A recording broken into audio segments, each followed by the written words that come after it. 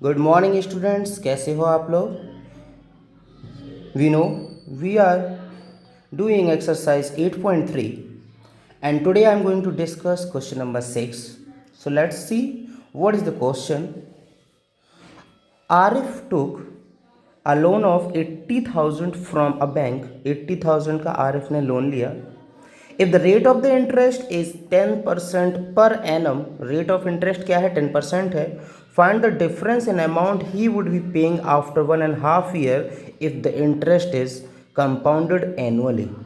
तो आपको बताना है कि डिफरेंस क्या होगा अमाउंट में अगर वो पे करता है आफ्टर 1.5 ईयर, और इंटरेस्ट दो टाइप से लेता है, एक कंपाउंडेड एनुअली, एक कंपाउंडेड हाफ ईयरली. मतलब अगर कंपाउंडेड एनुअली करता वो, तो उसको रेट ऑफ इंटरेस्ट के साथ कितना लौटाना पड़ता, ठीक है. अगर वो कंपाउंडेड हाफ ईयरली लेता तो फिर इंटरेस्ट के साथ उसको कितना लौटाना पड़ता आफ्टर 1.5 ईयर. दोनों ही अलग टाइप से सॉल्व होते हैं, हम जानते हैं. जब एनुअली होता है तो अलग होता है, हाफ ईयरली होता है तो अलग होता है.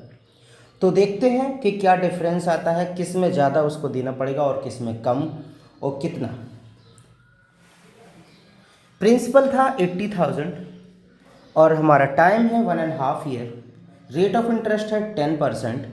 अगर मान लीजिए वो एनुअली देता है, कंपाउंडेड एनुअली, मतलब उसको जो ब्याज लगना है, जो इंटरेस्ट लगना है, वो ईयरली लगना है. तो रेट ऑफ इंटरेस्ट ईयरली है कितना, 10% पर एनम. टाइम कितना है, 1.5 साल, मतलब 1 साल और हाफ ईयर. और तो हम जानते हैं कि अगर ऐसे केसेस में एनुअली लग रहा है और आधा आ गया, इसमें हाफ आ गया, तो फिर ऐसे केसेस में पहले हम 1 का निकाल लेते हैं और फिर हाफ का अलग से निकालते हैं. तो वही किया मैंने भी, और अमाउंट निकाला पहले 1 साल के लिए, और P into 1 plus R by 100 की पावर n, जहाँ P है 80,000, 1 plus R is R upon means 10 upon 100 की पावर 1. जब मैंने यहाँ 10 से 100 को डिवाइड किया तो कितनी बार कटेगा, 10. तो बचेगा 1 प्लस 1 अपॉन 10 की पावर 1 को लिखने की ज़रूरत नहीं है. 10 1 या 10 प्लस 11 अपॉन 10 इंटू 80,000, और यहाँ से एक जीरो से एक जीरो कट जाएगा, 8,000 इंटू 11, 11 8 जा 88,000 रुपीज़ आ गया. ये आ गया वो अमाउंट जो उसको 1 साल बाद लौटाना है. पर उसको 1 साल बाद नहीं लौटाना, उसको 1.5 साल बाद लौटाना है, 1.5 ईयर के बाद. तो हमें फॉर नेक्स्ट हाफ ईयर के लिए इंटरेस्ट अलग से निकालना होगा, जो हम SI फॉर्मूले से निकालते हैं, PRT अपॉन 100 करके. तो हाफ ईयर के लिए क्या आएगा, अब देखो इसके लिए जो प्रिंसिपल हो जाएगा वो हो जाएगा 1 साल बाद. जो 88,000 है वो अगले हाफ ईयर के लिए प्रिंसिपल बन गया, इंटू 1/2 इंटू 10 अपॉन 100. यहाँ से 10 से एक ज़ीरो कट गया, यहाँ 10 से एक ज़ीरो कट गया, 88 डिवाइड किया 2 से 4400. अब मुझे ये बताइए कि आपको ये समझ में आया कि 88,000 प्रिंसिपल क्यों ले लिया मैंने, वहाँ 8,000 नहीं लिया था. 8,000 था स्टार्टिंग में. 1 साल बाद कंपाउंडेड एनुअली जो उसको ब्याज के साथ लौटाना पड़ा वो था 88,000, लेकिन वो और हाफ ईयर के बाद लौटा रहा है. तो उसके बाद 1 साल बाद जो 88,000 हो जाता है वो उसके लिए क्या बन जाता है, प्रिंसिपल. अब 4400 ये और आ गया इंटरेस्ट, तो टोटल उसको कितना लौटाना पड़ेगा, 88,000 प्लस 4400. तो ये मैंने यहाँ पे कर दिया और आप लोग देख सकते हो क्या किया मैंने. Total amount equal to 88,000 plus 4,400, that is 92,400, जो कि उसको अमाउंट रिटर्न करना होगा आफ्टर 1.5 ईयर, जिसमें एनुअली लगा था उसको, कंपाउंडेड एनुअली. अगर हाफ ईयरली लगता, कंपाउंडेड हाफ ईयरली होता, तब क्या होता, तब थोड़ी सी चीज़ें चेंज हो जाती हूँ. मैं देखता हूँ कि क्या आता है. प्रिंसिपल हो गया 80,000, रेट ऑफ इंटरेस्ट है 5%, टाइम है 1.5 ईयर. अब रेट ऑफ इंटरेस्ट 10 की जगह मैंने 5 क्यों कर लिया, क्योंकि रेट ऑफ इंटरेस्ट 10% एनुअली था, तो हाफ क्या हो जाएगा, 5%. टाइम कितना है, 1.5 ईयर मीन्स 3/2 ईयर, लेकिन 3/2 ईयर में 6 मंथ को करेंगे, मतलब 1 ईयर में 2, हाफ ईयर में 1, टोटल 3 ईयर हो जाएंगे, या इंटू 2 करके आप देख सकते हो.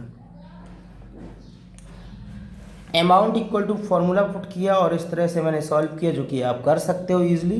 और इसमें आया 92,610। अब ये था compounded half yearly. Compounded annually कितना था? कंपाउंडेड एनुअल था 92,400, मतलब हाफ ईयरली में ज़्यादा देना पड़ा, एनुअली में कम लग रहा था। कितना ज़्यादा देना है? 210 का डिफरेंस है। अगर वो हाफ ईयरली लेता तो ज़्यादा देता। चलिए नेक्स्ट क्वेश्चन पे बढ़ते हैं, उसको मैं थोड़ा सा एक्सप्लेन कर देता हूँ जो आप लोग लगाएंगे अपने मन से। So the question number 7. So this is the question number 7. Maria invest 8,000 rupees in business. She would be paid interest at 5% per annum compounded annually. देखो 5% लग रहा है, कंपाउंडेड एनुअली हो रहा है, 8,000 है, टाइम नहीं दिया, कितने दिन बाद कितना देना होगा वो पूछ रहा है। कह रहा है कि amount credited against the name her name at the end of the second year, मतलब 2 साल बाद उसको कितना लौटाना होगा। तो इसके लिए तो बहुत आसान है, ठीक है। और दूसरे केसेस में क्या है? Amount the interest for the third year, 3 साल में इंटरेस्ट क्या होगा। पहले इसमें पूछा है कि अमाउंट क्या होगा, इसमें पूछा है इंटरेस्ट क्या होगा। दो अलग अलग केसेस हैं। पहले केसेस में क्या होगा? अमाउंट निकालना है, P 8,000 है, रेट 5% पर एनम है, टाइम 2 ईयर है, राइट। इसमें फॉर्मूले पुट कर दोगे, अमाउंट सीधा निकल आएगा। दूसरे में क्या निकालना था? इंटरेस्ट निकालना है, प्रिंसिपल 8,000 है, 5% पर एनम है, टाइम 3 ईयर है। तो इसमें क्या करोगे आप? पहले अमाउंट निकाल लोगे, जब अमाउंट निकल आएगा तो प्रिंसिपल 8,000 को माइनस करोगे तो इंटरेस्ट निकल आएगा। तो इस तरह से ये दोनों क्वेश्चन दोनों पार्ट हो जाएंगे 7th के। इसी तरह मैं 8 भी आपको एक्सप्लेन कर देता हूँ। Let's see. So this is the question number 8. Find the amount and the compound interest. देखो दो चीज़ें पूछी, amount and the compound interest. मतलब अमाउंट का तो सीधा फॉर्मूला होता है, और अगर कंपाउंड इंटरेस्ट निकालना है तो क्या करते हैं? Amount minus principal. 10,000 है, 1.5 ईयरली के लिए है, 10% का एनुअल कंपाउंडेड हाफ ईयरली है। देखो ये याद रखो, क्या कह रहा है? 10% एनम ये रेट ऑफ इंटरेस्ट दिया है, पर कंपाउंडेड हाफ ईयरली हो रहा है। इसका मतलब 1.5 साल को क्या कर देंगे? 3, एन क्या हो जाएगा? 3। Would this interest more than the interest he would get if compounded annually. इसमें भी दो तरह से लगाना है, एक कंपाउंडेड हाफ ईयरली लगाना है, एक कंपाउंडेड एनुअली लगाना है। और आप तो जानते हैं कि कंपाउंडेड हाफ ईयरली में थोड़ा ज़्यादा आएगा, वो कितना ज़्यादा आएगा वो आपको निकालना है। ओके, चलो मैंने थोड़ा सा एक्सप्लेन किया, देख लो। प्रिंसिपल क्या है? 10,000 है। टाइम क्या है? 1.5 ईयर है, मीन्स 3/2 ईयर है। कंपाउंडेड अगर हाफ ईयरली करूँगा मैं तो रेट 5% हो जाएगा, टाइम 3/2 इंटू 2 3 ईयर हो जाएगा। प्रिंसिपल तो 10,000 है ही, रुपीज़ 10,000, राइट, ये रुपीज़ का साइन है, ठीक है, 10,000 देख लो। अब यहाँ से मैं अमाउंट निकालूंगा, और अमाउंट निकालने के बाद CI निकाल लूँगा, तो कि होता है अमाउंट माइनस प्रिंसिपल। जब मैं कंपाउंडेड एनुअली करूँगा, कंपाउंडेड ईयरली जब करूँगा, तो रेट ऑफ इंटरेस्ट 10% ही रहेगा, टाइम 1.5 ईयर रहेगा, प्रिंसिपल 10,000 रहेगा। आप अमाउंट को निकाल लीजिए। अच्छा ये ध्यान देना कि 1.5 ईयर में जब अमाउंट निकालोगे तो पहले 1 साल का निकालना होगा, फिर हाफ ईयर का SI के थ्रू, जो मैंने क्वेश्चन नंबर 6 में किया था। ओके, तो ये क्वेश्चन नंबर 6 के जैसा ही है, आप ट्राई कीजिए। जो भी प्रॉब्लम आती है we will discuss tomorrow in online class. तब तक के लिए बाय बाय, टेक केयर बच्चा।